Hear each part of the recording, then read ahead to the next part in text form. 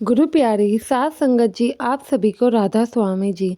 सात संगत जी, बाबा जी तो यूं हमारे साथ ही होते हैं, लेकिन हम लोग हैं कई बार डोल जाते हैं। कई बार दूसरों की बातों में आके हमारा विश्वास डोल जाता है। तो कई बार हम किसी ऐसी परेशानी में आ जाते हैं कि हमें खुद ही नहीं पता लगता है कि इस समय में हमें क्या ही करना चाहिए।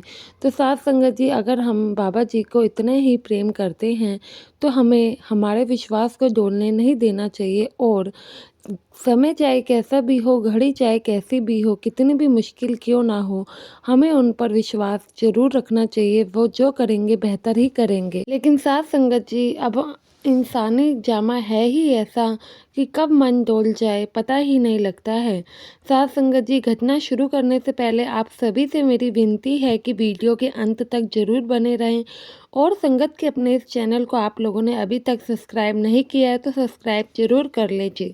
साथ संगत जी, यह घटना एक सत्संगी परिवार की है।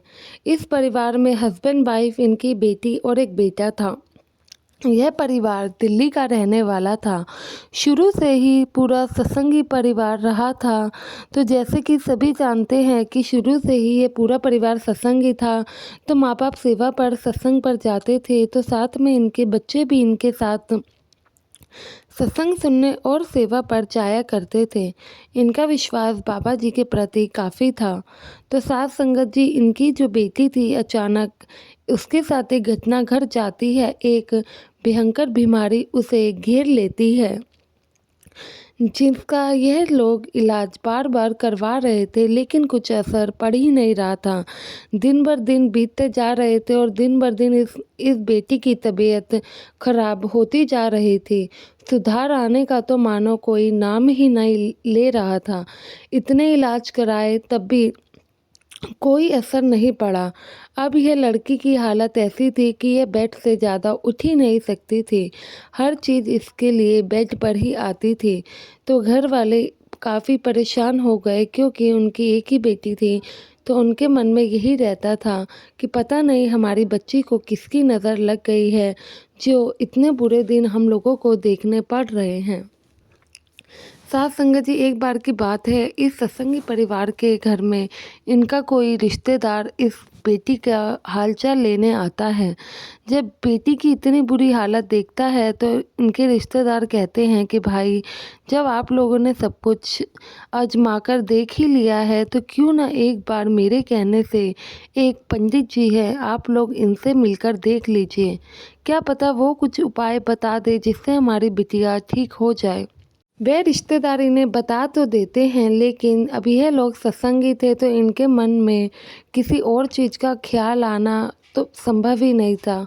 जब यह लोग बताते हैं तो इनके मन काफ़ी डोलने लगता है और कहता है कि ऐसे कैसे हो सकता है, हम ऐसे किसी और जगह नहीं जा सकते हैं, हमारे बाबा जी कहते हैं ऐसा कुछ नहीं होता है।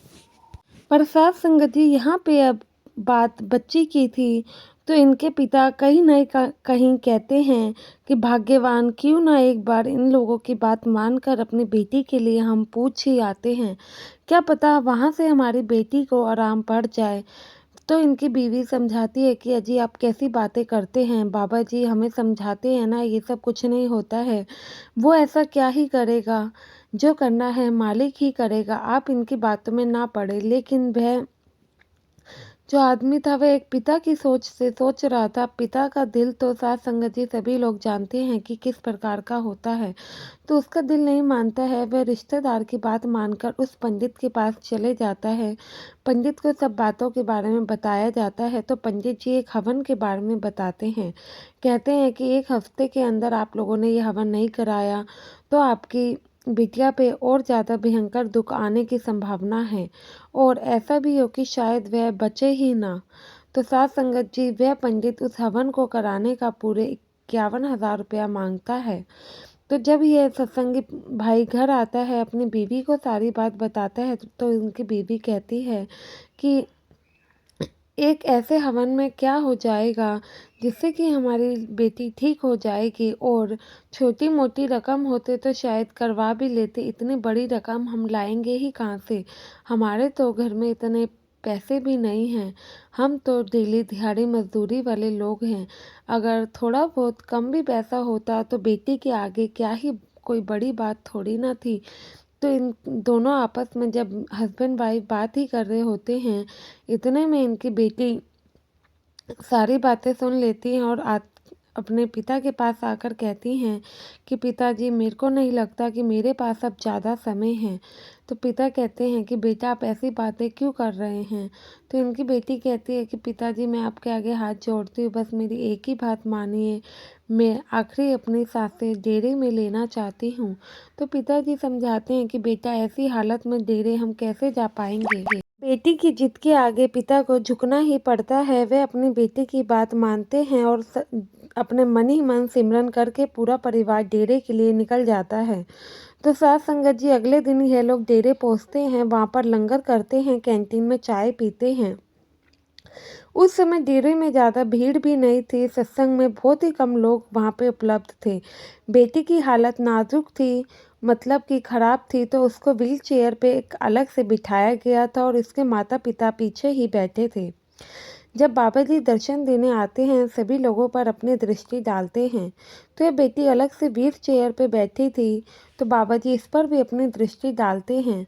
तो बाबा जी जब इसके पास पहुंचते हैं तो कहते हैं कि बेटा, क्या हुआ, तुम ऐसे व्हील चेयर पे क्यों बैठी हो, अभी तुम्हारी उम्र ही क्या है जो तुम ऐसे इस पर बैठी हो।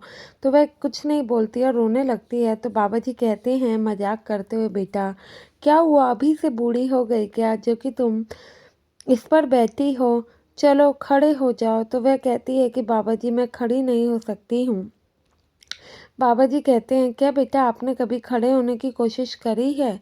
तो वह कहती है कि नहीं बाबा जी, मैं कोशिश तो बहुत करती हूँ लेकिन मैं नहीं कर पा रही हूँ। बाबा जी उसे अपना हाथ पकड़ाते हैं और उसे खड़े करने की कोशिश करते हैं। एक बार खड़े होते होते वह गिरती है, इतने में पिताजी उठ के आने लगते हैं, सेवादार रोक देते हैं। तो बाबा जी दूसरी बार कहते हैं कि बेटा चलो, इस बार आप खुद कोशिश करो, मालिक आपका साथ जरूर देगा। तो वह बेटी एक जब खड़ी होती है तो एकदम ऐसे खड़ी हो जाती है जैसे कि मानो सही सलामत उसे कुछ हुआ ही नहीं था। वहाँ पे मौजूद संगत विश्वास ही नहीं कर पा रही थी, जो लड़की अभी तक व्हील चेयर पे बैठी, ऐसा चमत्कार कैसे हो गया कि ये लड़की एकदम से ठीक खड़ी हो गई। यह देख के उसके माता पिता भी रोने लगते हैं और उसकी जो सत्संगी भाई की वाइफ थी वह कहती है, देखा, मैंने तो आपको पहले ही कहा था कि आपको अपना विश्वास नहीं डोलना चाहिए। बाबा जी क्यों नहीं हमारी मदद करेंगे, बाबा जी की दृष्टि में कितनी ताकत है, अब आप ही ने खुद देख लिया ना। बाबा जी हमेशा ही अपने हर सच्चे सत्संगी के साथ रहते हैं। अब हम चाहे कितनी मर्जी गलती करें, लेकिन बाबा जी हमारा साथ कभी नहीं छोड़ते हैं, लेकिन हम फिर भी मालिक को नहीं पहचान पाते हैं। साथ संगत जी, सच में बाबा जी हमारे हमेशा साथ रहते हैं, इस बात को जानिए और पहचानिए। ध्यान कीजिए, कभी भी मुश्किल होती है, बाबा जी हमेशा ही हमारे आसपास खड़े रहते हैं और वह मुश्किल कब ख़त्म हो जाती है पता ही नहीं लगता है। अब साथ संगत जी, आपसे समय विदा लेने का है। अगली वीडियो में आपसे मुलाकात होगी। संगत के अपने इस चैनल को सब्सक्राइब जरूर करें। कमेंट में राधा स्वामी लिखना ना भूले जी। गुरु प्यारी साथ संगत जी, आप सभी को राधा स्वामी जी।